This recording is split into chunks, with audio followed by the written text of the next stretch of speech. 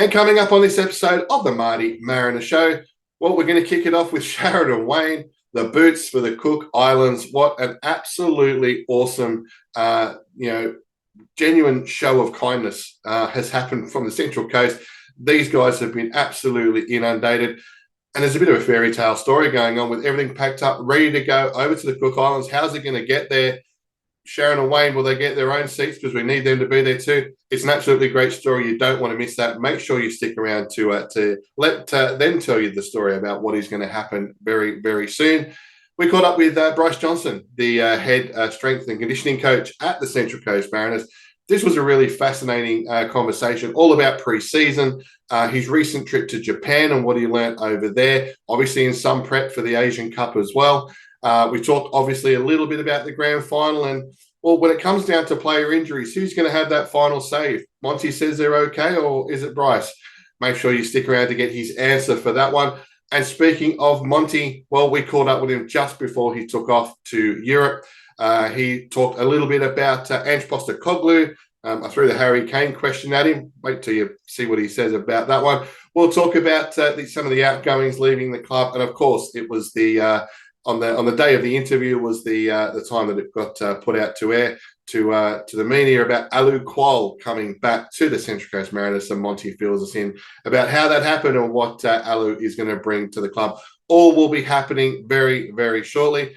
Don't forget to hit that like button on the video. Greatly appreciate it. We've had an absolute influx again of subscribers. Thank you so much for subscribing to the channel. We're just a couple away from 150. We just celebrated 100 a couple of shows ago. I'm sure we are almost at 150. So thank you to everyone who has subscribed. And if you haven't done so already, make sure you hit that subscribe button. Totally free. And especially because we'll have a little bit of a break before the season starts. We don't want you missing out on any episodes. So make sure you hit that subscribe button and the notification bell. We'll let you know when we are back on air. Well, the green room is full once again. Let's get this show on the road. It's the third and the final of our end of season episodes. Let's get it cranking. It's the Marty Mariner Show.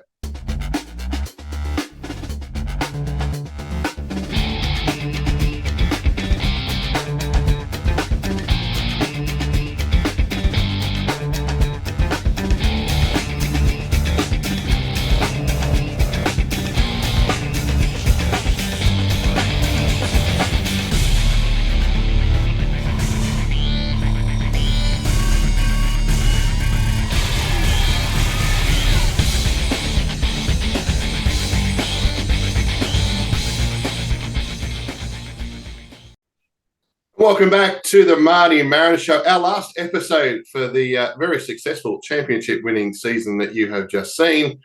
And, well, how could we not have our final episode with these very special guests, absolute couple of legends? If you haven't heard about the Boots for the Cook Islands appeal that Sharon and Wayne actually put together, well, then I don't know what rock or palm tree you might be living under. It's been absolutely everywhere, and we've loved watching every single part of their journey. Sharon and Wayne, how are you doing? Hi, Marty. Hey, Marty. We're doing very well, actually.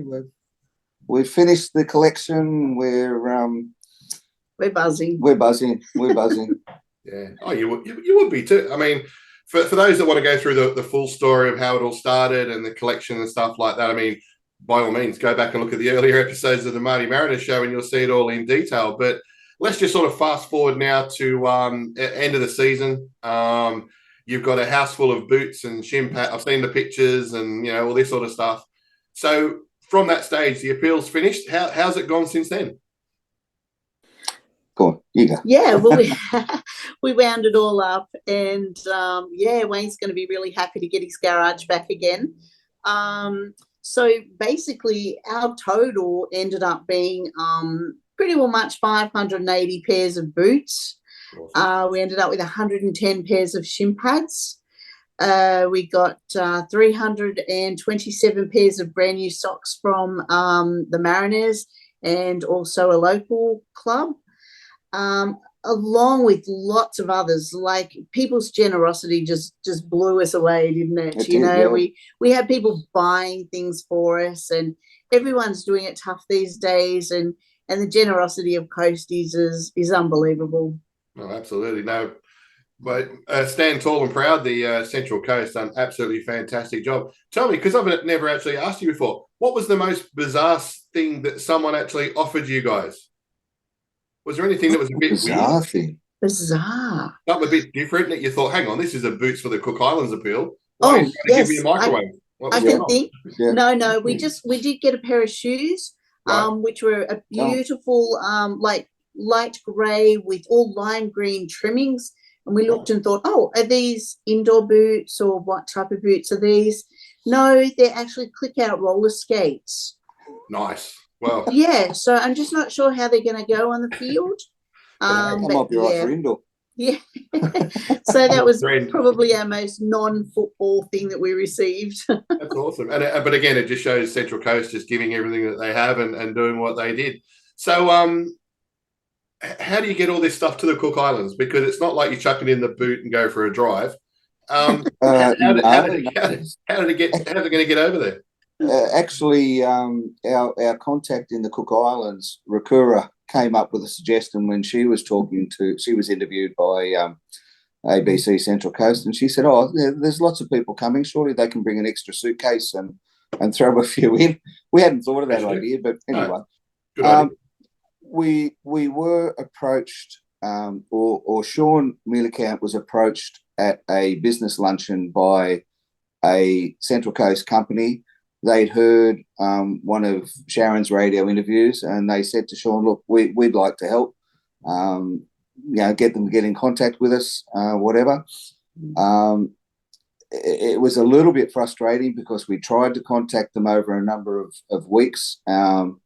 Eventually got in touch with them, and in the end, they basically said, "Oh, no, we weren't going to help you. We weren't going to pay for you getting them there. We were just going to try and help you with our companies. Here's a quote for $3,500. Right. It was a bit disappointing. And Sharon and I sort of discussed it, and I said, "Well, look, it was our idea. If necessary, yes, I will pay for it." In the meantime, Sharon wrote to a local member of parliament who she had worked for previously. Yep. Pat Conroy. Pat Conroy from Shortland. Yep. And it came to pass that went up on the 9th of June. We were contacted by Scott Levi from the ABC wanting to do a follow-up interview with us. Yep. He said, I'll come out to your house and we'll do all that. That was to take place at 10 a.m. on a Friday a couple of weeks ago. Yep. At 9:30 that morning, Sharon sort of thought, "Oh, I'll just check my emails. We haven't heard anything." And here's this email from Department of Foreign Affairs and Trade. And she started reading through this email, and I'm thinking, "Oh, yeah, here we go, all the tries, but it's going to be unfortunately or but." But in the end, no, not to be. They've contacted Jetstar, and Jetstar are going to facilitate freighting the boots over for us at no cost to us. How good is that? That's absolutely, that's awesome. I mean, I know, speaking with Sharon over the last couple of weeks, it was like we had the GoFundMe ready to go as well. Yeah. Hey, to have the backing like that, it's like the cream on the cake, isn't it? To actually see that people are coming together to get that over there, and so what sort of date are we looking to get them over there? Oh, sorry. So they've just started a direct flight, Jetstar now, from the end of July, heading over to end of June to the Cook Islands. Yep. So which is perfect. You don't have to go via Auckland now. So they said, let us just do a couple of trips. Let us work out any teething issues that we've got with these flights, and they will be in contact with us mid this month. So we're patiently waiting. We're just waiting for the contact just to see what's going to happen. So I'm sure. I'm sure when they contact us and we find out how they're going to do it, how long it's going to take, and we can then sort of organise for ourselves to be over there, and absolutely look forward to seeing some happy faces when these big parcels of boots and supplies arrive. Oh, absolutely. And I hope with you guys going over that part of that isn't going to be inside of a box all taped up with the boots. So hopefully there's a couple of books for you on the plane. Might be one of us. Oh, well, ladies and gentlemen, it's a PG show. Let's keep it that way. It's just great. I mean, can you even imagine what that reception is going to be like when you do get to the other end in the Cook Islands? I mean, I haven't been there, so I can't picture it. But can you guys actually picture what that's going to be like? Well, you and Daniel can come for a trip with us if you like. So locked in. we made some friends with a couple who travel from Dubbo to the Mariners games. So their club called SAS Football out at Dubbo has helped as well, and they've reached out and said we'd love to come for, we know it's going to be a really quick trip. Yep. And just the exchange as well. So they are the most lovable people. Not the most wealthy, but wealthy in love and happiness on that island. So I know I miss it already, so can't wait to get back there. Absolutely. It's going to be fabulous, isn't it? Yeah. Handing boots out and catching up with people again. I think just the opportunity to see the looks on some of the players' faces when they have the opportunity to pick up these new boots. Yeah. Or near new boots or whatever, but certainly boots in much better condition that they had, and their own pair of boots, not a pair they've got to share. So exactly. We're looking forward to that. Yeah. Oh, absolutely. And I hope for you guys on behalf of everyone who's donated and supported, but I think that's well deserved for you guys too, to actually get that look, the smiles. I just think that's just going to be, all those cold nights outside of Industry Stadium with the box and all that sort of stuff in the rain and I was going to say cold and wet. I think hopefully it'll go to some way. So so as I said, on behalf of the Central Coast, I'm sure on behalf of the Cook Islands as well, but thank you guys. That was absolutely legendary. But before we wrap it up, I've got to talk to you because I haven't really talked to you on here about it since the grand final. Tell us about your grand final day and what was your biggest memory from the grand final day, or don't you have one because you celebrate? I think the biggest memory for me is 6-1. Yep. I mean, leading up to it, I thought, yes, we've got a chance. I have to believe. Yep. But we were playing Melbourne City. Yep. And their record over the past number of seasons is exemplary. I thought, a 1-0, 2-1 score like that might have been reasonable. But to blow them out of the park 6-1, that was amazing. Yeah. Really amazing. Yeah, it was. It was just a fantastic atmosphere. We just didn't want to go home. I think we got home early hours of the morning like you. I know you did as well, or did you even get home? But irrelevant. But yeah, look, it was absolutely sensational. Here we are weeks later, and I actually still don't have my proper talking voice back yet. So that's got to be looked into, actually. But look, just amazing. I must admit, I was a little bit motion sickness at sitting in the nosebleed section. But yeah, I got used to it. So.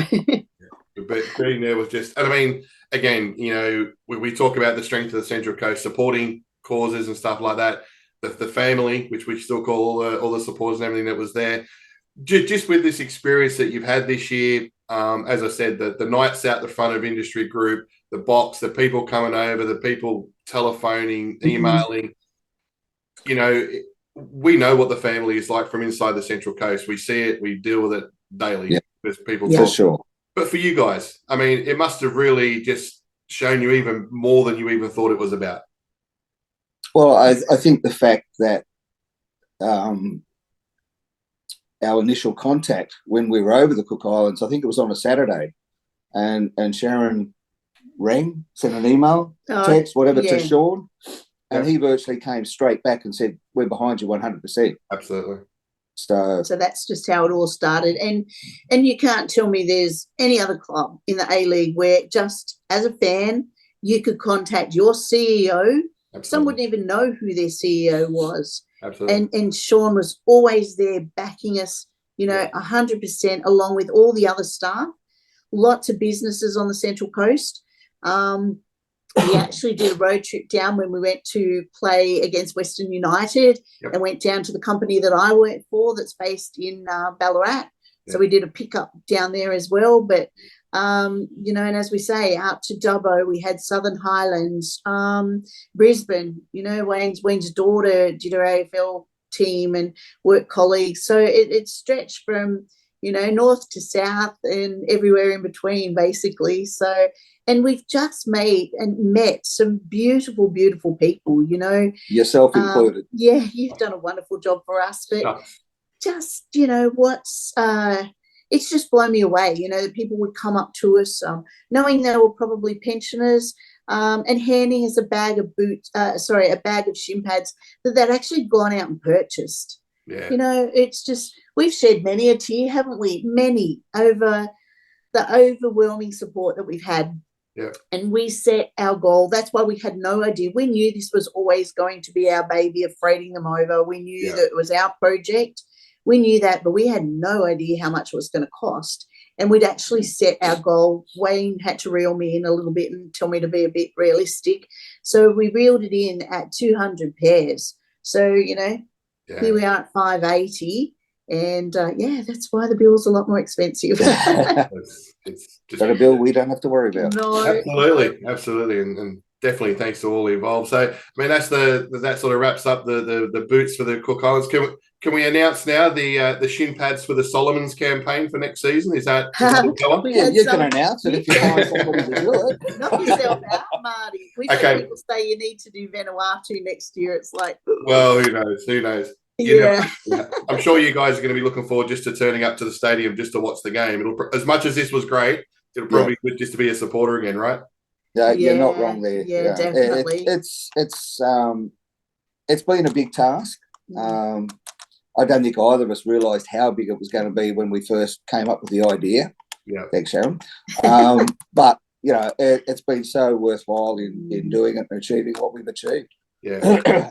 And, you know, we just like to thank again the Mariners, families, schools, businesses. The Central Coast. Yeah, so, absolutely. Couldn't have done it without, you know, you starting this off for us. And we just can't thank everybody enough. You know, it's just been out of this world, really.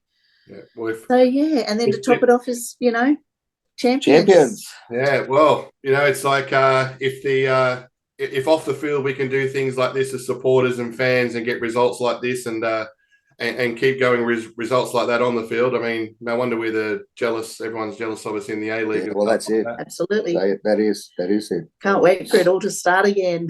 Absolutely. Well, absolutely. Yeah, bring on. Pre-season starts in a couple of weeks' time. But Sharon Away, look, thank you so much. It wasn't just our team on the field that were champions this year. You guys have been absolute legends.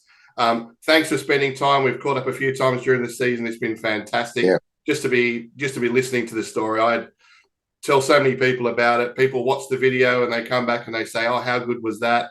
It's just, you know, the communication that's gone around it has just been spectacular. So on behalf of everyone, guys, thank you so much. And if you know, you deserve to have a season where you can sit and watch some games for a while. We'll allow you this one. We're looking forward to Marty. it. Thanks, Marty. And thank you. No worries, guys. Take care. And cheers. We are champions. Yes, we are champions. We are champions. Yes, we are champions.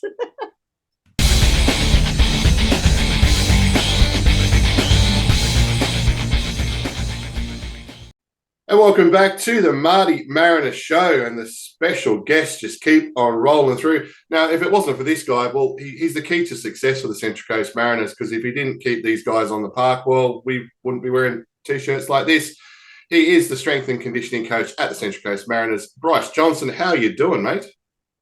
Hello, Marty. Yeah, really good, mate, to answer your question, and thanks for having me on. No, not a problem, mate. We've been looking forward to having a bit of a chat. We see all the work that you do, and for those of us novices in the bleachers on the sidelines, we want to know a bit more about how it all goes together. But mate, before we get to the Mariners, obviously, were you always going to be in the health, the rehab kind of area? Was that always a goal of yours? No.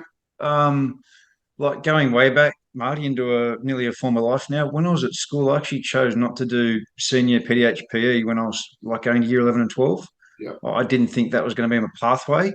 I initially was going to go down like a more a business road, and then once I realised how boring it was and how poorly I was suited to it, Yep. It sort of hit me at about age 25, Marty, when I realised I wasn't going to be good enough as an athlete myself, and started thinking about career-wise. I initially went into PE teaching, and I literally picked up coaching as a hobby to supplement and sort of help my teaching, because I thought if I get my group organisation and my communication a bit better with coaching and groups, that's going to help me when I'm teaching, Absolutely. whether it be a good, a bad, and a different bunch of kids. And literally coaching started as a hobby for me. Absolutely. And mate, it's escalated so quick. Even I didn't know. I was looking through the places that you've been at and the different clubs. I mean, I'm getting old. Well, mate, we don't talk about age on this show. Don't worry about that one, mate. Good. Hull Kingston Rovers, New South Wales Swifts, the Sydney Roosters, the Newcastle Knights, some team called the Jets. I don't know where they're from, mate. You've been around a few different places. First of all, talk about Hull. How did you end up at Hull Kingston Rovers? I worked with a coach at the Newcastle Knights. He was an assistant coach there by the name of Craig Sandercock. He became the head coach at Hull KR. And it was actually funny. He wanted to employ a mate of mine or myself. And then, I got a call one night and he offered me a position, and the money was terrible. I wouldn't have been able to even justify it to my wife. Yep. We had only one little one then. We had like Hannah at 14 months, whatever she was. And he literally rang me back the following night with a much improved offer. And we decided to give it a go. Give it a crack. So I went there with the aim of working 2 or 3 years with him, and he got sacked about 2/3 away through the season. So at the end of the first season, my time was done there. And I loved it there. It was really good fun, really good people, really good club. Very similar to our club now, like really close community affiliation, that sort of stuff. Yeah. And then I still remember the night when I came home to tell my wife that it was all over, and she was delighted. She was the first one back on the plane, right? She was booking flights pretty much that night, and as it worked out, mate, we got about a 3-week period where we did like a bit of a trip through Europe on the way home, which was really nice to do after like particularly the cold months were quite hard for her with our little one. And then we got back, like we came back, what was it? September-ish. So it was still pretty warm in certain parts of Europe. Yeah. So we went back through a few places and had a look around. It was awesome. Oh, it would have been too, mate. And I mean, I know I was born in England myself, but I can't say I've ever been to Hull. But I know it's not one of the warmest locations on the planet. No. How does that affect? I mean, obviously, it's horses for courses in different places, but does it change your perspective of what you need to do because of the climate? Yeah, big time. So we found, like I was working in rugby league then with Hull Kingston Rovers, but we found what they call winter and summer rugby. They don't use the word league over there. They just call it rugby. We found summer rugby league and winter rugby league a really different beast. We found training particularly hard in winter because we're on a natural pitch, an outdoor pitch. There were times we had to move training because there was either ice or snow on the pitch. So it was a really different beast. And then for me, being like coming from a speed power background, to try and get speed power work into the players on a soggy, wet, muddy pitch a lot of the time was really difficult. Yeah, and I can imagine too, because even you've been involved through netball and rugby league. The approach is different from the different sports, right? Because obviously, I'm imagining in NRL there's a strengths, more of a build-up kind of. How does it? It doesn't probably compare very much at all when you think about it. You've got to apply different training process to the different sports that you're in. Luckily, probably like yourself, Marty, I'm an absolute sports nut. So, again, going back to England, I remember my wife getting really cranky about me watching the darts. I loved watching the darts when I was over there. Love the darts. And I'll look at every sport I can, and then you've obviously got to apply the main movements to it and prepare them for what they may be in for. So, like a really quick example, with the rugby league guys, you obviously got to compare them for all the body contact and like the combat that they basically put themselves through nearly every day. If you look at netball, which I worked in for a short period, a lot of that's XL, DCL. So you got to prepare like the connective tissue for dealing with that sort of stuff, like a mechanical load on your body. Yeah. And then if you look at these guys I work with now, and it's probably been enhanced working with Monty and Serge, but preparing them to play the style of football we play, which is extremely physical. Yeah. That's a different process again. Yeah, and I'm imagining too. I mean, I know you talk about tissue and stuff. I'm sure I've got some in the body there somewhere. It's still connected in some way, mate. I'm not quite sure where, but Yeah. these boys have had a pretty decent off season. I know you got a bit of time before preseason starts, but for you personally, when does your preseason planning start, or does it ever stop? Yeah, it does stop, and like that's deliberate. When we went to Phuket as a family, I literally switched off then and there. Good. And we had like nearly best part of 2 weeks in Thailand. I tried not to think about football too much. Yeah. When I got back, I literally was back here 2 days and spent a week in Japan, or a week, actually, it was about 10 days in Japan. Yeah. I immediately sort of flicked, not deliberately, it just happened, into work mode and started thinking about everything that I could apply to our environment. Yep. And then since I've been back, I've just been planning, getting stuff organised, and even just like, for example, today, Cade, Marple, and myself were in there just cleaning the place up, getting it looking better. So, yeah, it stopped for a short period, but I mean, we're lucky. We get paid to do something we love doing, so it's not an effort to go in and get sorted.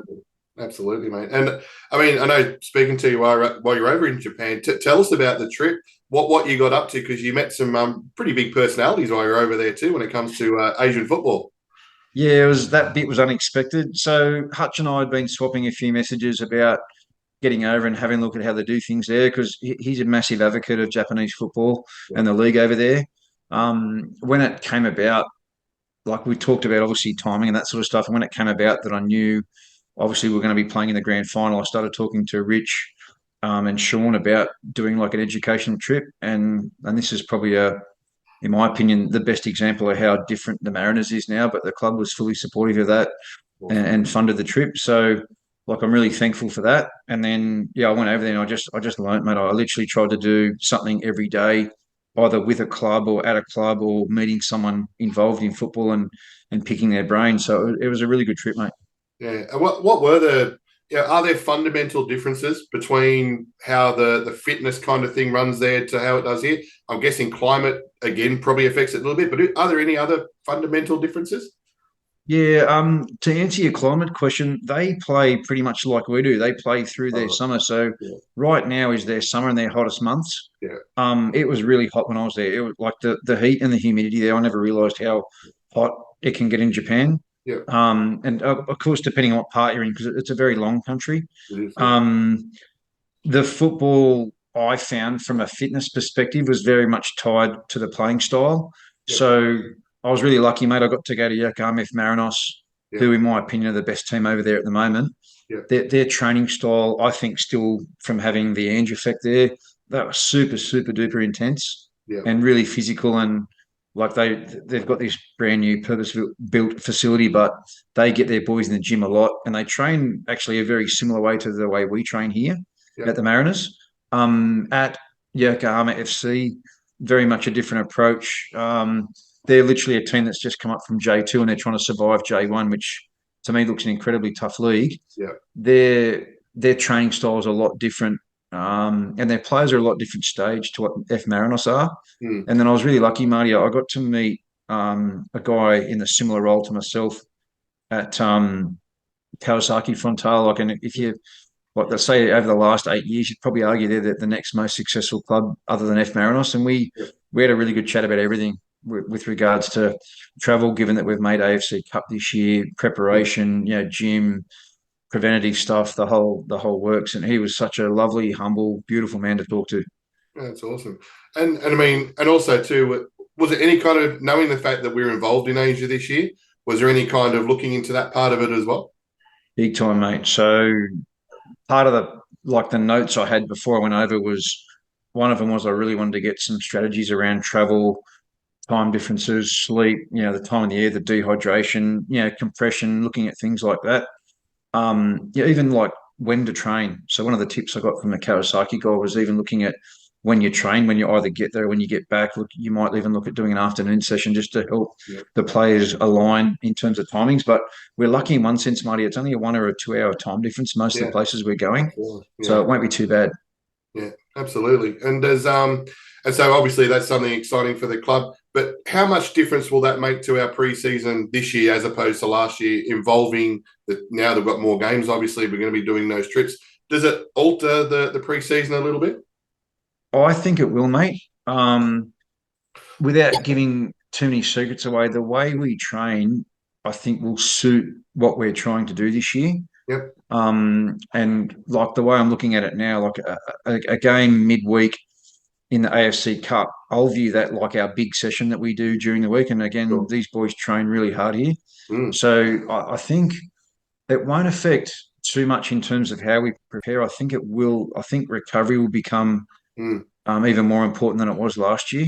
Yeah. So, and again, tying in traveling to that, like you're literally playing, say it's a Wednesday in wherever, Malaysia, Singapore, wherever, Yep. and then you're looking at a 8.5 hour plus flight back the following day, and that hydration issue, becomes a big part there. When you're at altitude, you dehydrate more, obviously air conditioning, all that sort of stuff. So, I think recovery is going to be the big thing, Marty, the biggest difference at this stage. But again, it's new territory for all of us, and I think that's the exciting part. That's exciting too. And just when it comes, I mean, you already said, you mentioned about pre-season. Is it a sit down with Monty and Serge and say, okay, this is what we want, and you kind of tailor it to there? Is there a bit of, I mean, obviously there's a general fitness that we want to get to, but is there I guess when it talks to game plans, they're obviously giving too much away, but they say, can we focus in this kind of thing? And Yep. how does it sort of work from there?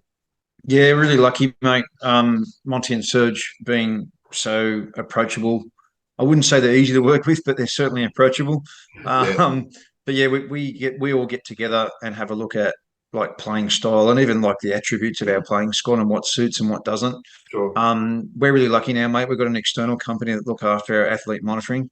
So all the data that we get from our sessions, mainly through GPS, but it all gets sent to one little hub and all gets spat out into pretty tables and graphs that's easy for this old bloke to understand. Love it.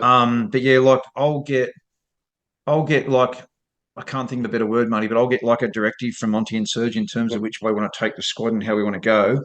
But then I'll have my two bobs worth at times on certain players and what they need, don't need.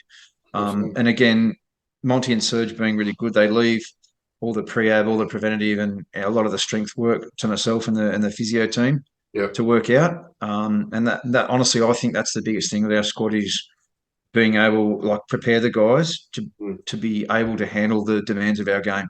Yeah, no, absolutely. And I mean, and it's paid dividends. I mean, when you look at the form the boys hit the semi-finals with, I mean, everyone was on point. Everyone was ready to go. It was pretty much, we didn't really have too many big hiccups near the end there. I think it's a credit to you guys for that, for sure. You've been involved with a lot of coaching. We'll talk about Monty and Serge. You've been involved with, rugby league coaches. Yeah. What is it about Monty and Serge? We talk to the players and they say, it's respect and, he tells you straight and all that sort of stuff. But from a spectator point of view that you get to see these guys perform, what's different between them and say the other coaches that you see? Yeah, that's a really, really good question, because in a way I'm lucky, and I suppose it's sort of unlucky in a way, but you work with a lot of different coaches. I try and grab something from everything.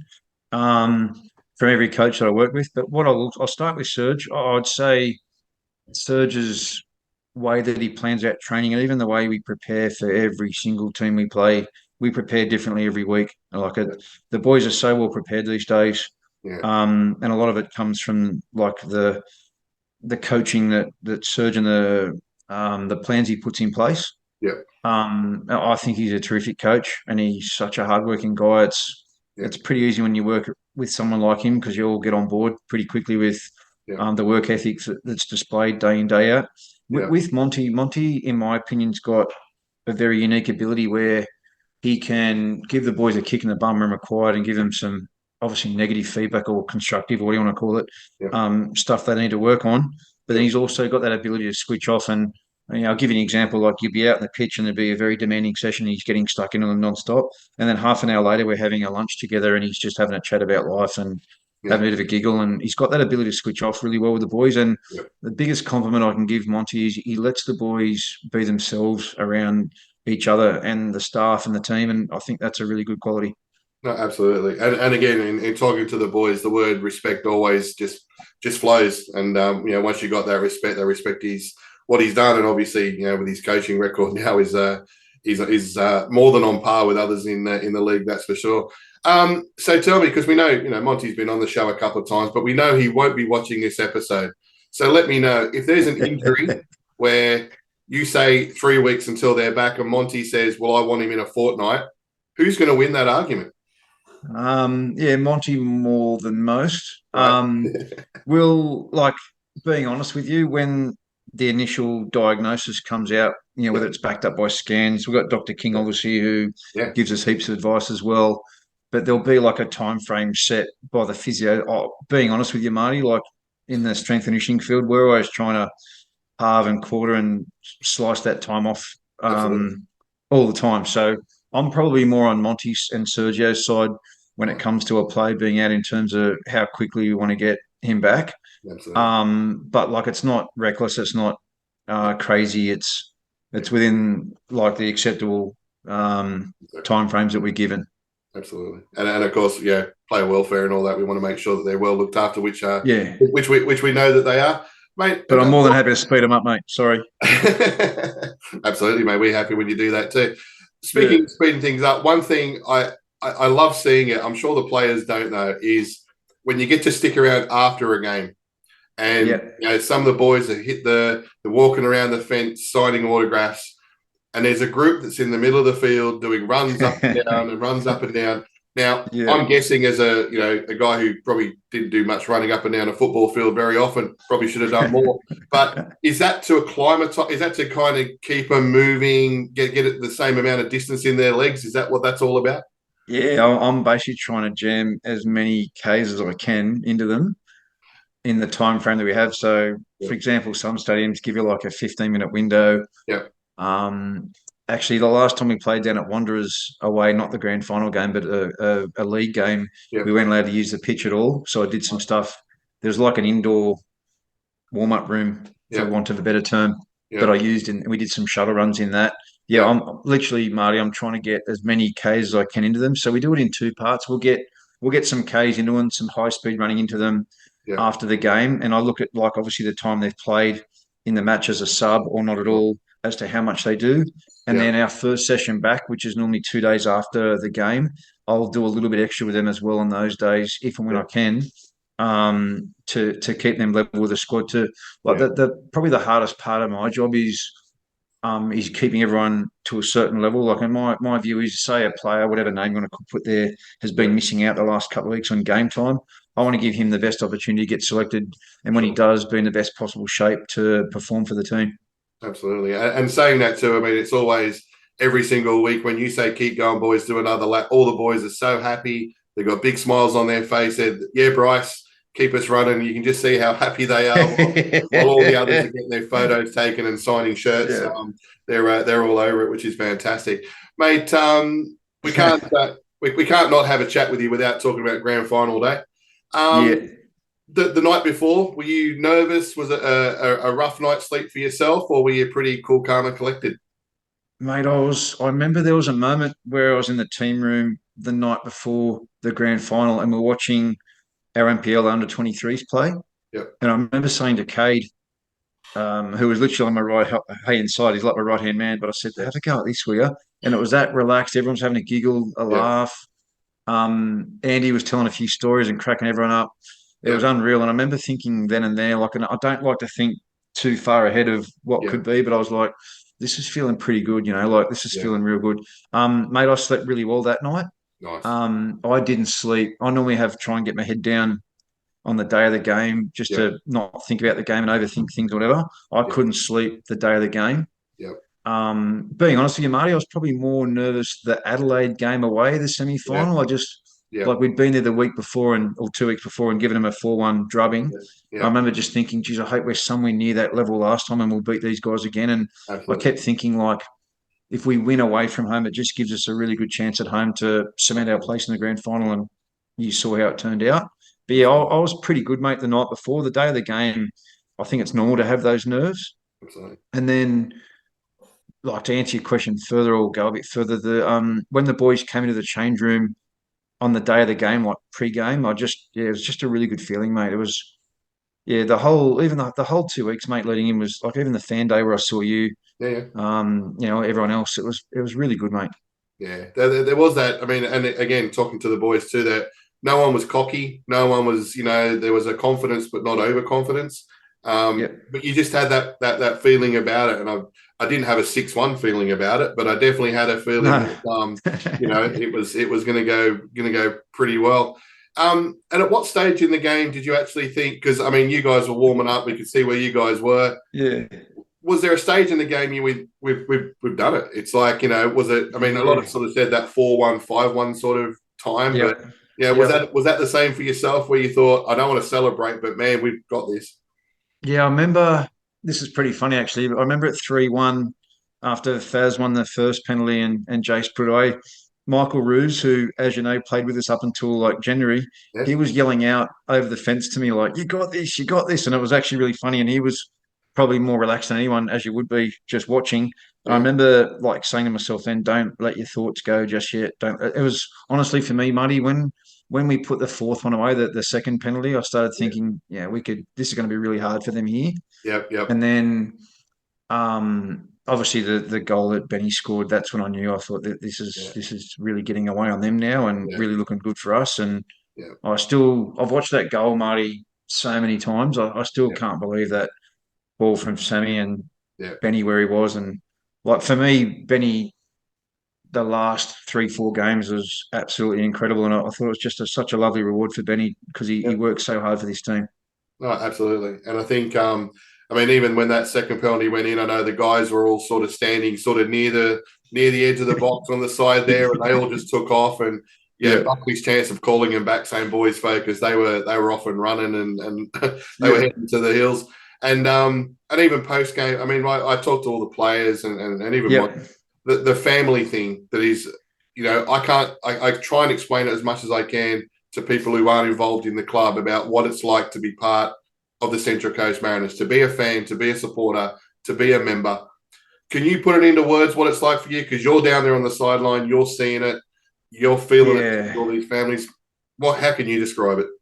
No, it's awesome, mate. I think like the biggest change I've noticed when I was here last time to versus this time is Monty really drives that, mate. Obviously being a family man himself, like for me, the true indication of when it started was when he took his girls up onto the stage with him to receive the trophy and the medal. And that's when I thought, how good a picture was that? For people to see. And then like I love the fact, mate, that all the families and kids and partners and whatever got brought into the photo because I think that's us. Absolutely. And I know obviously from talking to my wife here at home, but the amount of times this year that we've been included in stuff as a family has been phenomenal, mate. And I remember the game we played out at Mudgee versus MacArthur. There was at one stage there where Gina and the kids were in the crowd, and Monty was like chatting to him over the fence, and like he acknowledges everyone. For me, it's driven by him, and I know there's some critics out there saying it should have been just a plays in the photo, and whatever, but I think that photo is us. I think it's us. Absolutely. No, it was not only Central Coast Mariners. It was it's the community and it's everything. It's everyone. It's what it's all about. So get on board, rest of the A League, because it's obviously a successful formula, mate. It's been absolutely awesome to chat to you. All the best with pre-season. Probably one of the busiest times for you is to get these guys up and running. So thanks for spending some time. We'll catch up with you during the season as well and get a few fitness updates of the boys. And thank God you're keeping the players fit and not the supporters, because a few of us have been on for a long time, man. So appreciate your time, mate, and we'll definitely catch up with you again soon. No worries, Marty. And some of the coaching staff can I add, mate. But thanks for having me on, buddy. Not a problem. I'll catch you soon. All right. See you, mate.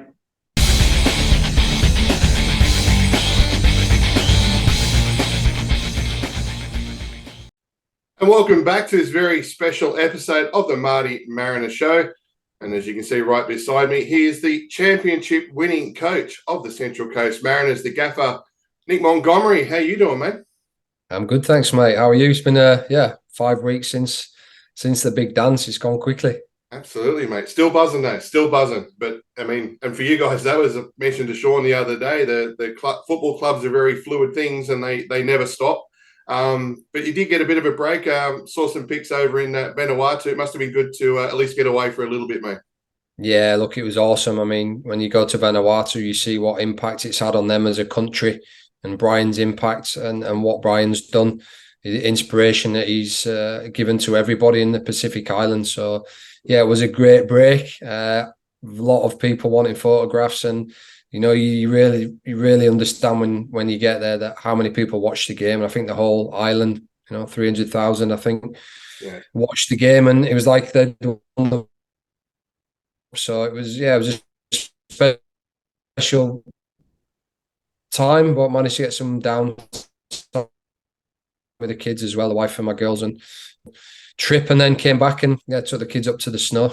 So that was nice as well. And now, but every night, me, Sergio, Matty, Simon, Sean, Rich, the owner, just on the phone constantly, and selling players and doing what the Mariners do and doing what we do, and that's always looking for new players to come in and new projects like Sammy and like Nectar and like Jason Cummings, because the reality is that's football. We move forward and we don't look back, although we'll definitely be looking back for many years at the memory of that grand final. But now we're looking at the next one. Absolutely. Looking forward to making the next lot of memories, and I'm sure we won't be waiting a decade for the next one, mate. I absolutely guarantee that one. But let's just touch on those players. Sammy and Nectar heading over for Middlesbrough and Sunderland, respectively. You've played in those leagues for many, many years, mate. What are they in for over there? And mentally, I think both of them are in pretty good shape to be able to handle the rigours of that competition, right? Yeah, look, the Championship's one of the toughest leagues in the world. It's probably the sixth biggest league in the world. So for us as a club to transfer players to that league, and I think that's Garang to Newcastle, Nectar to Sunderland, and Sam at Middlesbrough. That's the three biggest northeast clubs of England, and that's pretty special for the Mariners to transfer three players, different positions, to clubs like that. So it's amazing. And look, we try to prepare them here. With my knowledge and Sergio's knowledge, that when they go overseas, they understand. And Sammy experienced that he wasn't ready last time he went to Portugal, but the good thing is he came back and now he's developed into a player that I've no doubt will be a success in the Championship as well as Nectar. But there'll be times it'll be hard and they'll have to dig in like you always do. And there's not 20 players in a squad there. There's 40, 50 players in some Championship squads. So it's going to be a big shock to them, but they've both got the ability and the mindset, and obviously it's a great opportunity for them. Oh, absolutely. And we'll once the Mariner, always a Mariner, I'm sure we'll be keeping an eye on the boys as well. And of course, Jason Cummings, someone actually asked me the other day whether we'll miss him more on the field than off the field. I think that's a pretty decent question, don't you think?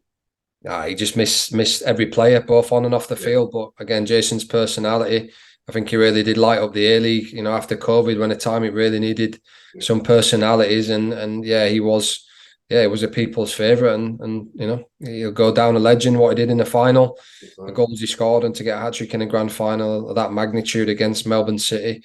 Nobody will ever forget that. And I just had a message off him 10 minutes ago. So he's preparing to go on his next adventure, and he deserves it, and he deserves everything that's coming. So do Nectar and Sammy, and it's a short career. And if anyone tells you that it's not about trying to set yourself up for life after football, then I disagree. And unfortunately, they have to go out of Australia for that to happen. And we're a club there that we know we'll carry on doing what we're doing and developing these players for youth national teams, senior national teams, and top European clubs around the world and Asia. And we'll keep working hard to find the next ones coming through and the young boys coming through, and keep challenging and make everybody proud on the coast. Oh, absolutely. And I know you spent some afternoons out there at Plume Park checking out the youth guys and heading off to into Europe as well. Any hints on which parts of Europe we can be looking forward to you going to? Oh, look, I'm going to head over with Sergio next week. Be nice to see my dad and my brother for a day or so. And then, just going to catch up, going to go watch some games, going to pop into some clubs where I've got friends that are coaching now and just go and spend the day. And you can always learn something new. I think it's always good to get out there and go and see. They'll be in pre-season as well, the teams in England. Was going to pop and see Ange at Tottenham, but I think they're actually in Australia when we go. But look, mainly the trip as well was to go and watch Anton Tagliaferro, who is the main sponsor of the scholarships. We've had so much success with his team Bolzan are playing in the Europa League qualifiers. We always promised we'd go over, and so I'm going to spend a couple of days there. There's one of our old players, Manny Aguek, who's just signed there. Plus, again, opportunity to look at players that maybe not for now, but for the future.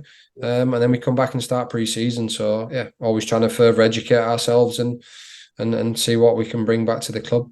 Absolutely. And I mean, you mentioned I'm going to call him a great man now because he's the manager of the mighty Tottenham Hotspur, but Ange Postecoglou, the bloke, I mean, coaching the leagues, what's he going to bring to the game in England? Because, there's lots of people talking about his style and all this sort of thing, but what is he going to bring to Tottenham Hotspur?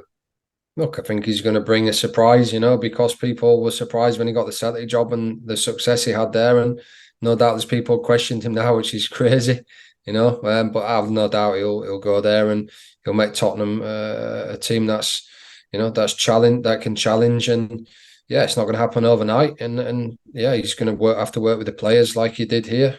Well, Brisbane and Victory had good teams, good squads. And then he went over to Japan, and now he went to Scotland, and now it's in England. So it's been a good road for him, and no doubt he's ready now for what the Premier League has to offer. And yeah, it's going to be interesting to see. But he'll have the backing of the Australian public, and already, he's apparently making some good waves, and yeah, it'll be interesting to see how that one goes. But I've no doubt he'll be a success. Well, mate, fingers crossed, especially from this Tottenham Hotspur fan as well. So it'll be great. So, and again, we've heard that Harry Kane might be on the market as well. So has Richard Peel given you the open checkbook, mate, and said go and have a chat with Harry? No, I don't quite think we've got $160 million, mate, to spend. But Rich is always supportive of everything that we do, and he's a great guy, and he supported myself and Sergio all last season. A lot of people don't see what he does, but he's always there to support us, and yeah, with his backing, we produce what we did last season. But he's also passionate about moving boys into Europe and finding the next young players, and together that's a philosophy that we have at the club, and he puts his money where his mouth is, and yeah, there's no doubt that selling players helps the club be sustainable, because we can't continue to just lose money every year. And if we can help that not happen, but also it gives opportunity when we move players on to bring new players through. And people talked a lot last year about Nectar Trantis and Brian Kaltak, but the reality is, if Lewis Miller would have stayed, if Kai Rolls would have stayed, then we'd have never signed Brian and never signed Nectar. So again, that's just a perfect example of what we are as a club, and the opportunity that it gives to other young players. Yeah, absolutely. And I mean, and talking of players, a massive announcement by the club today. Alou is back. Tell us how all this came about, because, I mean, fantastic player, fantastic bloke. But how have we got him back here at the Mariners? Look, his relationship with myself and Sergio, and, we've been in touch with him, throughout his whole time supporting him in Germany. It was a tough experience for him, but one he'll learn a lot from. And we tried to bring him back last year and on loan. That didn't happen. He made his Bundesliga debut against Leipzig, and yeah, I believe that he's good enough to play in the Bundesliga. He did. He maybe one appearance, and unfortunately, it didn't work out for him there. And look, it took a lot of convincing Stuttgart, and Alou was always convinced that he wanted to come here and reignite his career again. So yeah, it was a good transaction between both, because Stuttgart believed that we are the best club for Alou to come back to, for us to develop him, and no doubt move him on to a big club back into Europe in the near future. And when that happens, both parties will benefit, and it will have been a beneficial signing. And yeah, to get him is amazing. Losing Jason was big.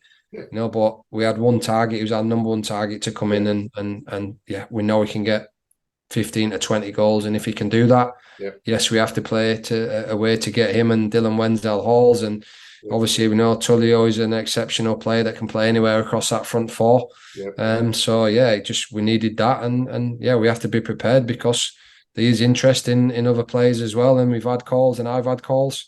And yeah, we just have to be prepared. But Alou coming back the fans are buzzing, and the staff are buzzing, the players are buzzing, and we know he's a special player, and in our environment, back playing, we know that he can score the goal. So yeah, he's a massive signing for us. Yeah, no, absolutely. And I think it says a lot for the club too, because we look at the team last year, like Danny, Vukovic came back, Storm had come back, Sammy had come back. It's just that appeal of what how we look after our players, isn't it? That they're prepared to come back and give it another crack here. Yeah, look, I can't comment on the past. I don't think that was the case in the past. Yeah. But I think now the example is there because we play great attacking football. We score lots of goals. You know, he's not coming back to a team bottom of the league. He's coming back to the champions of Australia. You know, so he's coming back and he has to shoulder that responsibility now that Jason provided, and that was goals. And that's why we tried so hard to bring him back. But he's also made massive personal sacrifice to come back here, and in the knowledge that, you know, he knows he's coming back in the environment with two coaches that found him and developed him and got him to a point where he burst into the first team, scored lots of goals and went to a big European club. So I suppose it's a bit of a no-brainer, but, you know, he had a lot of interest from other A-League clubs, probably offering him a hell of a lot more money than we could, and clubs overseas as well. But I think it's a perfect move for him to come back now and really reignite his career and go on and be the potent striker that he is and get himself in the Socceroos and you know, he's a massive future. So yeah, and he's just a fantastic lad, and he'll add massive strength to the squad and replace that hole, hopefully, that Jason's left, which is a big hole for anybody to fill. Oh, absolutely, big shoes to fill indeed. And I mean, look, if people haven't got their memberships yet, I mean, I don't know what you're waiting for, but to have this guy electrify at Industry Group Stadium every second or so weekend, I mean, why would you want to miss out on that? Mate, I know we've mentioned before, it's been about 5 weeks. Are you still pinching yourself just that little bit when people are talking to you now? Yeah, we're the championship winning team. Is it still a little bit surreal sometimes? Look, I think I'm over that at the minute. I watched the game back a couple of times with my girls, and they were on there buzzing to see themselves, not bothered about the score. But look, I genuinely believe we'd win the game. Obviously, emphatically 6-1. I don't think anyone would have thought that. But yeah, to be honest, I've been away and I popped to Erina today, and the amount of people coming up to me and just shaking my hand, they sort of forget and go, oh yeah, I mean, geez, everybody's still buzzing on the Central Coast and so proud of what the team did and the club. And when you get that feeling, it's special to see everybody buzzing, and I've never seen as many Mariners shirts ever just walking around. Really?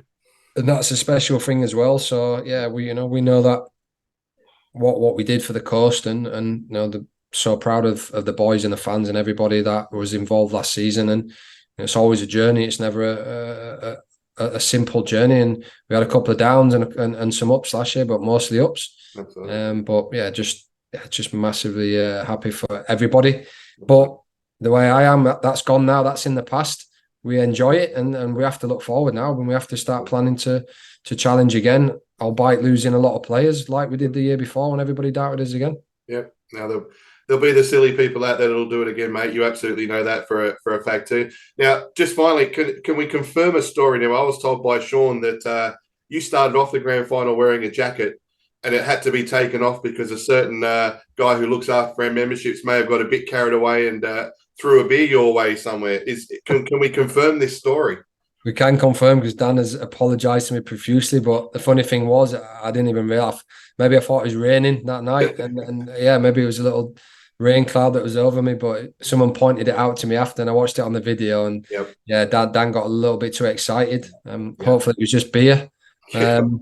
Yeah, but I mean, yeah, he's apologised. But anyway, my shirt at the end of the night was completely ruined, in my suit, so I've had it dry cleaned, which is I'll send the bill to Dan, I think. I think you should too, mate. He's probably the second busiest guy on the Central Coast at the moment, and if he's not, he bloody well should be. So, mate, I just want to thank you so much for your time. I know you're absolutely flat out at the moment, sorting a whole heap of stuff out. So, really appreciate you spending some minutes with us here on the Marty Mariner Show. All the best for the pre-season, and we'll catch up with you again close to the kickoff of the season proper. Cheers, Marty. Top man. Let's go. Catch you soon.